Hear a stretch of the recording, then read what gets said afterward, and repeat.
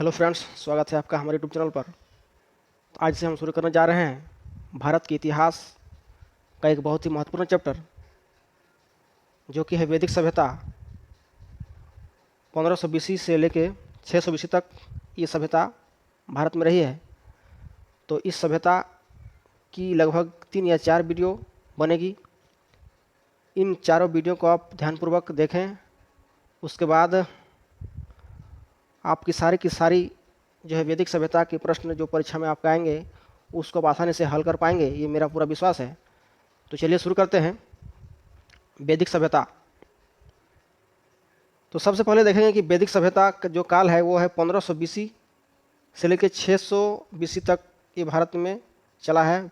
वैदिक सभ्यता 1500 BC से 600 BC के मध्य। वैदिक काल को दो भागों में बांटा गया है। जैसे कि आप देख पा रहे हैं, वैदिक काल को दो भागों में बांटा गया है। पूर्व वैदिक या ऋग वैदिक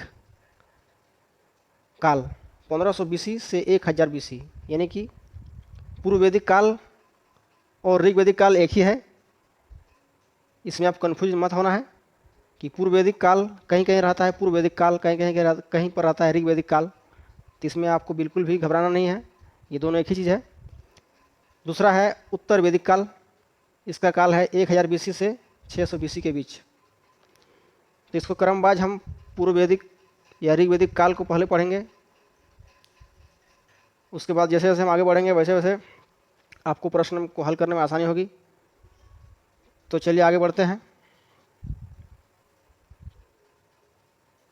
तो वैदिक सभ्यता जो थी भारत की प्रथम ग्रामीण सभ्यता थी। इसका उल्लेख वेदों में है। इसके संस्थापकों को आर्य कहा गया है, यानी कि वैदिक सभ्यता के संस्थापक जो थे उसको आर्य कहा गया है। आर्य का मतलब क्या होता है?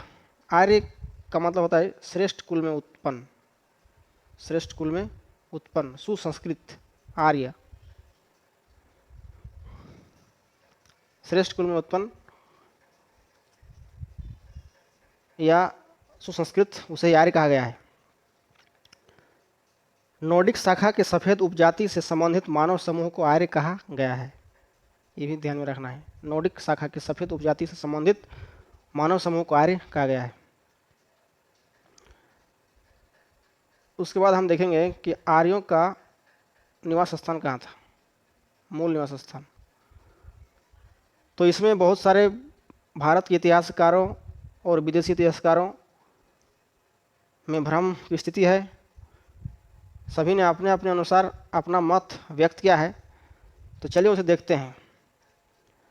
दयानंद सरस्वती के अनुसार आर्य का मूल निवास स्थान जो है वो तिब्बत बताया गया है, यानी कि जो ब्रह्म समाज के संस्थापक दयानंद सरस्वती थे उन्होंने आर्य का मूल निवास स्थान तिब्बत बताया है। उसके बाद है भारत का एक और महान इतिहासकार बाल गंगाधर तिलक। उसके अनुसार आर्य का मूल निवास स्थान उत्तरी ध्रुव है। बाल गंगाधर तिलक के अनुसार आर्य का मूल निवास स्थान उत्तरी ध्रुव है। और एक विदेशी इतिहासकार जो है मैक्स मूलर, उसके अनुसार आर्य जो है मध्य एशिया के निवासी हैं, यानी कि जो आर्य है वो मध्य एशिया से भारत में आए। और एक भारतीय इतिहासकार है अविनाश चंद्र दास के अनुसार आर्यों का निवास स्थान सप्त सिंधु प्रदेश बताया गया है। प्रमाण के तौर पर हम देखते हैं बोगाज कोई अभिलेख, एक अभिलेख जो है बोगाज कोई अभिलेख जो है एशिया माइनर इराक में है, पाया गया है। 1400 ईस्वी पूर्व इसकी भाषा इंडो ईरानी है, जिसमें 4 ऋग्वैदिक देवता का उल्लेख किया गया है, इंद्र, वरुण, मित्र और नासत्व। इसकी खोज 1907 में हुई है। बोगाज कोई अभिलेख की खोज 1907 में हुई है, इसको भी आपको याद रखना है। और आर्यों की जो भाषा थी वो संस्कृत थी। आर्यों की भाषा संस्कृत थी, यानी कि वो पूरी तरह संस्कृत बोलते थे।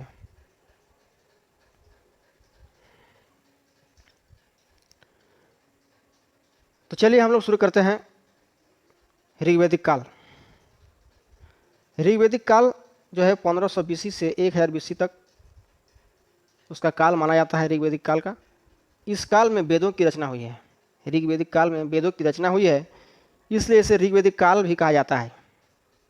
ऋग्वैदिक काल में वेदों की रचना हुई, इसलिए इसे ऋग्वैदिक काल कहा जाता है। वेदों की रचना अपौरुषेय, किसी पुरुष विशेष की रचना नहीं है। तो यहाँ सवाल उठता है कि वेदों की रचना यदि किसी पुरुष या व्यक्ति ने नहीं की तो किसने की? तो आपको यहाँ पर याद रखना है कि वेदों की जो रचना है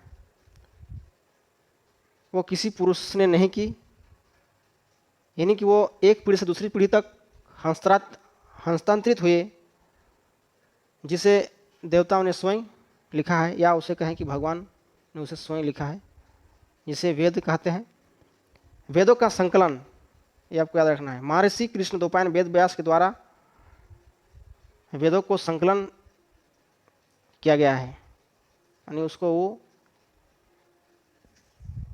जुगाड़ करके किताबों के रूप में संकलन किया है, उससे ही वेद कहते हैं।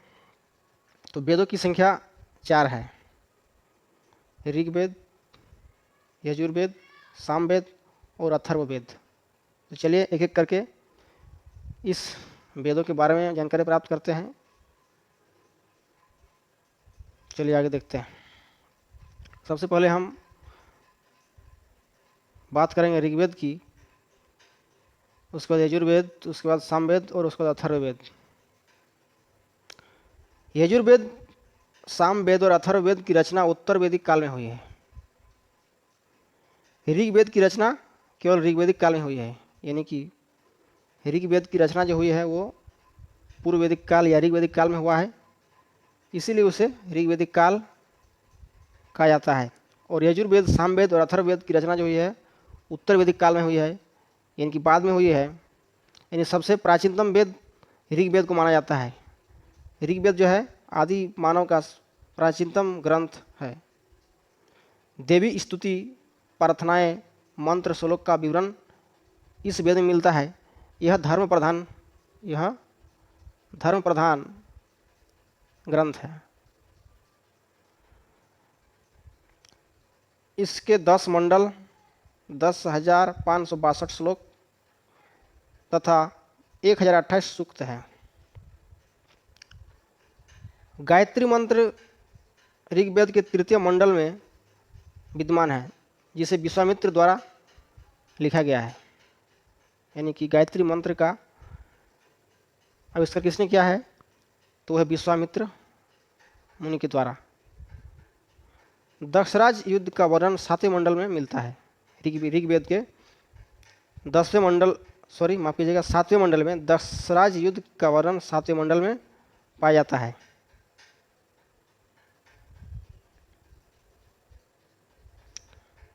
सोम देवता का उल्लेख ऋग्वेद के 9वें मंडल में मिलता है तथा ऋग्वेद पढ़ने वाले को होत्री कहा जाता है।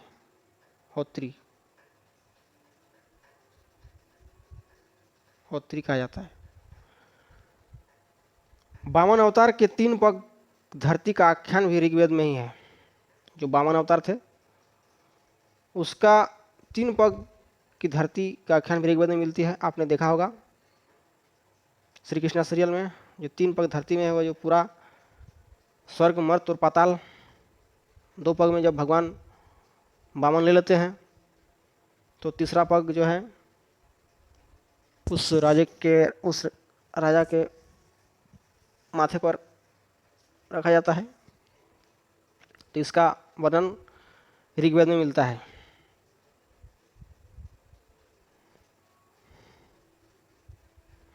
ऋग्वेद में इंद्र के लिए 250 तथा अग्नि के लिए 200 ऋचाओं की रचना की गई है।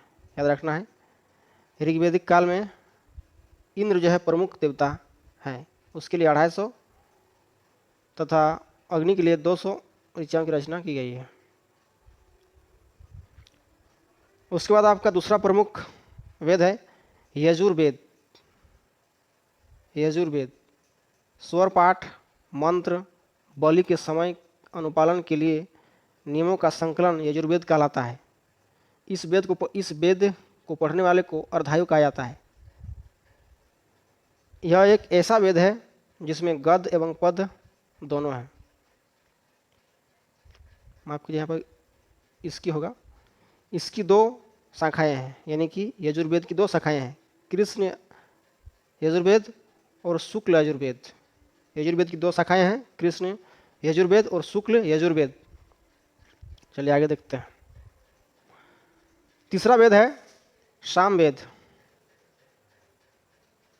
सामवेद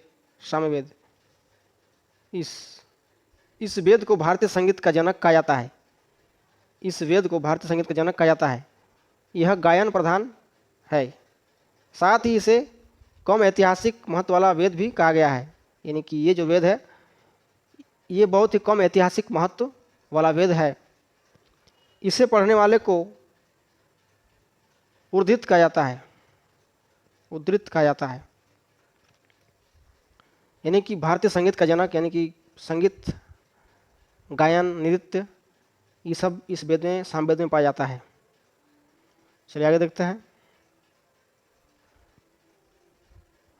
आगे है